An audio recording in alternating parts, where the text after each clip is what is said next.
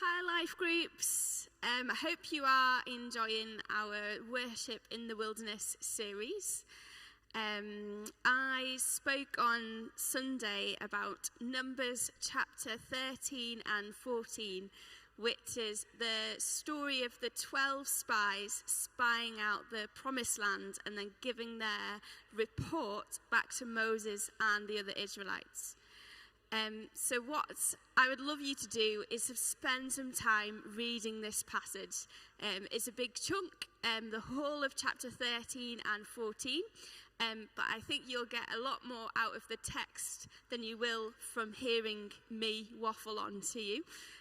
So I'd like to do these 5 things in your groups. I would like you to firstly read the passage. So I'll let your leaders decide how you're going to do that. It might be that you choose 4 readers and they can do half a chapter each.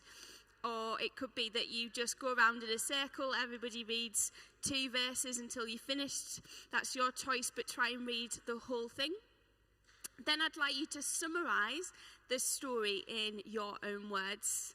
Make sure everybody has a clear understanding of what goes on in the story. Then I'd like you to answer these 2 fairly simple questions, but hopefully they might spring up deeper things in conversation. So what does this passage tell you about people? What does this passage tell you about God? It tells you some amazing things about God, so enjoy answering that question. And then finally, how will you respond to this passage? What is God saying to you? It might be that something's come out in your discussions this evening. It might be that something was a takeaway message from my sermon. But how will you respond to the passage? And then after that, if you've got time, but I really hope you do have time, I'd love it if you can spend some time in prayer together.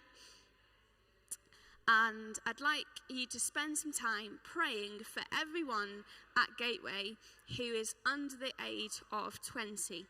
And the reason for that is because I think this passage really reminds us that God cares about our younger generation. The older generation will die in the wilderness because they were disobedient to God. But God doesn't give up on his people. God remains faithful even when his people don't. And God turns instead to the younger generation. And he says that it's the younger generation, everyone under the age of 20, that will inherit the promised land. And so we need to take God's example and prioritize the younger generation in our church too. So you can spend some time praying about the children that are represented in your group. You might have children that attend your group or parents that attend your group. Spend some time praying about Gateway Kids that happens on a Sunday, about our all-age gatherings and everyone involved in leading those things. Spend some time praying about Kids Lifegroup and for Simon and Esther who leads that. Pray for our Sunday youth group and the youth team who are involved in that. Pray for all the children that come through the doors through Food Bank, through Community Cafe. And pray for Chill Zone as well, our outreach youth group and the lads in the local area.